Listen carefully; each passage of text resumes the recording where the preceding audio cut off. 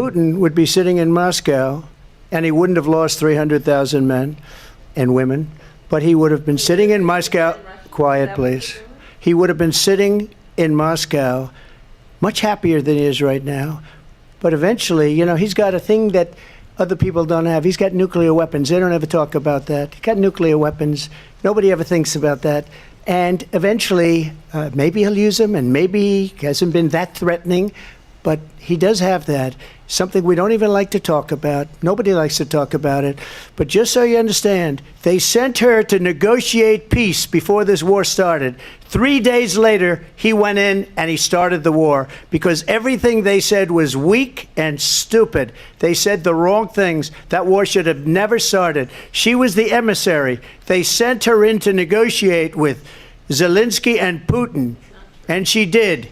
And the war started 3 days later. And that's the kind of talent we have with her. She's worse than Biden. In my opinion, I think he's the worst president in the history of our country. She goes down as the worst vice president in the history of our country. But let me tell you something. She is a horrible negotiator. They sent her in to negotiate. As soon as they left, Putin did the invasion. President Trump, thank you. You did bring up something. You said she went to negotiate with Vladimir Putin. Vice President Harris, have you ever met Vladimir Putin? Can you clarify tonight? Yet again, I said it at the beginning of this debate, you're going to hear a bunch of lies coming from this fellow. And that is another one. When I went to meet with President Zelensky, I've now met with him over 5 times.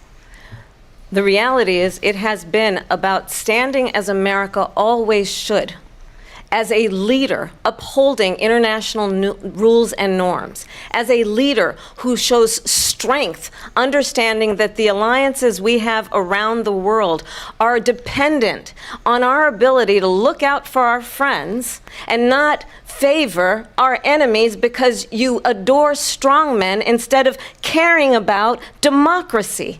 And that is very much what is at stake here. The President of the United States is commander-in-chief.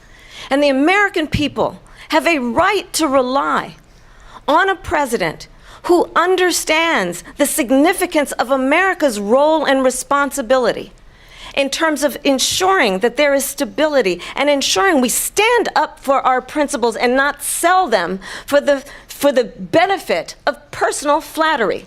We've talked about Ukraine and Vladimir Putin. I do want to talk about Afghanistan. It came up in the first hour of this debate. I want to move on to Afghanistan. Stoltenberg said Trump did the most amazing thing I've ever seen. He got these countries, the 28 countries at the time, to pay up. He said, I've never seen. He's the head of NATO.